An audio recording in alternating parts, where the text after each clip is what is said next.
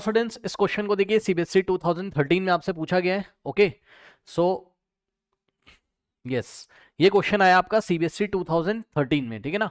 अब देखो आपसे क्या कह रहा है इवैल्यूएट। जब भी वो आपसे एग्जाम में बोलेगा इवैल्यूएट यानी कि इसका वैल्यू निकालना। अब देखो फंक्शन क्या दिया हुआ है आपको, 4 लगा हुआ है, तो 4 के अंदर ब्रैकेट में क्या लिखा हुआ है, साइन टू द पावर 4 30, ठीक, और plus cos two the power 4 60, correct, और माइनस 3, फिर ब्रैकेट में लिखा हुआ है, ध्यान से चेक करो, माइनस, ये थोड़ा सा इधर नीचे लिखा है बट इसी के आगे लिखा हुआ है, -3 in the bracket cos square 45 और माइनस साइन स्क्वायर 90 डिग्री। अब देखो पहले इसका मतलब समझ लो, मतलब समझो इसका मतलब क्या है।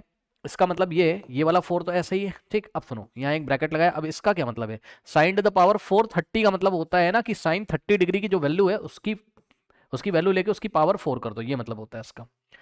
प्लस कॉस की पावर 460 का मतलब होता है कि कॉस 60 की जो भी वैल्यू है ना, उसको लेके उसकी पावर क्या करना है, 4 कर देना है, ठीक। फिर माइनस, अब ध्यान दो यहाँ एक करली ब्रेसेस हम लगा लें, तो 3 और इन द ब्रैकेट, अब कॉस स्क्वायर 45 का मतलब होता है कि कॉस 45 की वैल्यू लेकर उसका स्क्वायर करना है, ठीक। माइनस साइन स्क्वायर 90 का मतलब होता है कि साइन 90 डिग्री की वैल्यू लेकर उसका हमको स्क्वायर करना है, ठीक है ना। बस अब करना कुछ नहीं है, वैल्यू रख दो, आंसर आ जाएगा। यहां से देखो साइन 30 कितना होता है, 1/2, सही है ना। लेकिन साइन 30 की पावर क्या है, 4 है, तो यहाँ पावर में 4 लगा देंगे। प्लस यहाँ पे देखिए कॉस 60 कितना होता है, कॉस 60 उतना ही होता है जितना साइन 30 होता है। आई रिपीट, कॉस 60 उतना ही होता है जितना साइन 30 होता है। साइन 30 कितना होता है, 1/2, तो कॉस 60 भी 1/2 होता है, ठीक।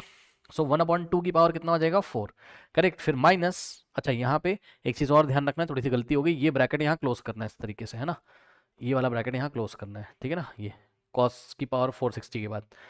सो हम क्या करेंगे यहाँ पे, ये वाला ब्रैकेट यहाँ क्लोज कर देंगे। cos 60 की वैल्यू 1/2 की पावर 4 और ब्रैकेट क्लोज, यानी कि इस पूरे ब्रैकेट में 4 क्या कर रहा है, मल्टीप्लाई कर रहा है, ठीक। माइनस इसी तरीके से ये -3 इस पूरे ब्रैकेट में मल्टीप्लाई करेगा, सो माइनस का 3 लिखा हमने, और अंदर समझो cos 45, ध्यान सुनो, cos 45 होता है 1/√2, cos 45 और sin 45 1/√2 होते हैं, तो 1/√2 और स्क्वायर लगा है तो हम स्क्वायर लगा देंगे, ये लीजिए। फिर माइनस, अब ध्यान दो साइन 90 कितना होता है, 1, सुन लो cos 90 तो 0 होता है, cos 90 तो 0 होता है सर, याद रखिएगा।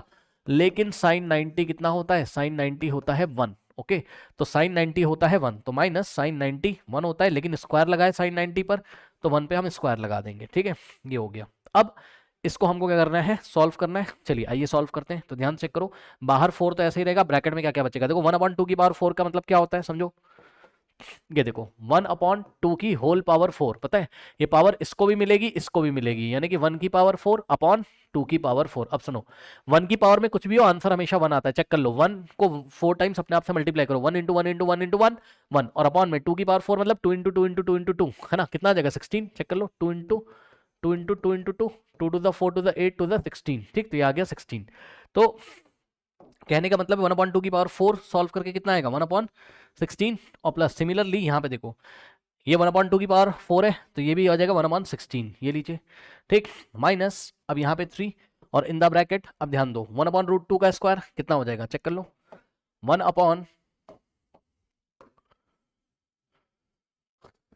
1/√2 का स्क्वायर तो बहुत आसान है, कर सकते हो, ये स्क्वायर 1 को भी मिलेगा, √2 को मिलेगा, 1 का स्क्वायर तो 1 होता है, अपॉन में √2 का स्क्वायर, जब भी किसी रूट वाले नंबर का स्क्वायर करेंगे रूट हट जाएगा, है ना, सो √2 का स्क्वायर 2, माइनस, अब ध्यान से चेक करो, 1 का स्क्वायर 1 इंटू 1 1 आ जाएगा, ये लीजिए, ठीक है, इस तरीके से।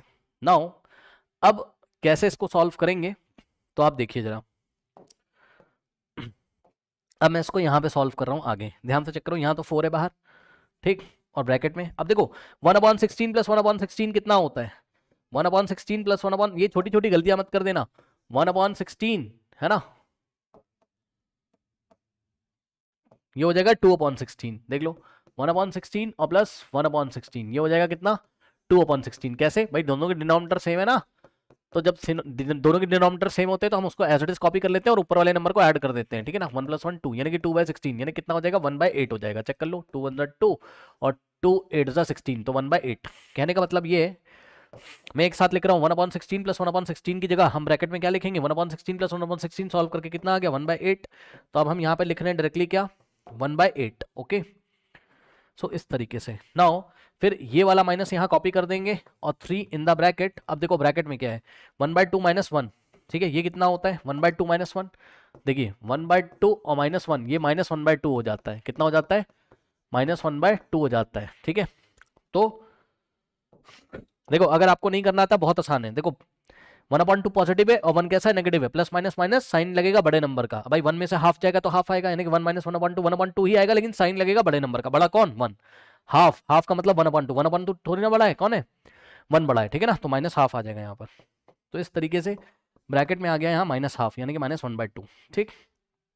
अब ध्यान से चेक करो इसका क्या मतलब है, यहाँ पे देखिए, यहाँ पे देखिए इसका क्या मतलब है, इसका मतलब है कि 4 × 1/8, ये मतलब है इसका, ठीक। सो 4 × 1/8 ये मतलब है इसका, और यहाँ पे ध्यान से करो, ये 3 मल्टीप्लाई कर रहा है, -3 मल्टीप्लाई कर रहा है अंदर यहाँ पर, ठीक।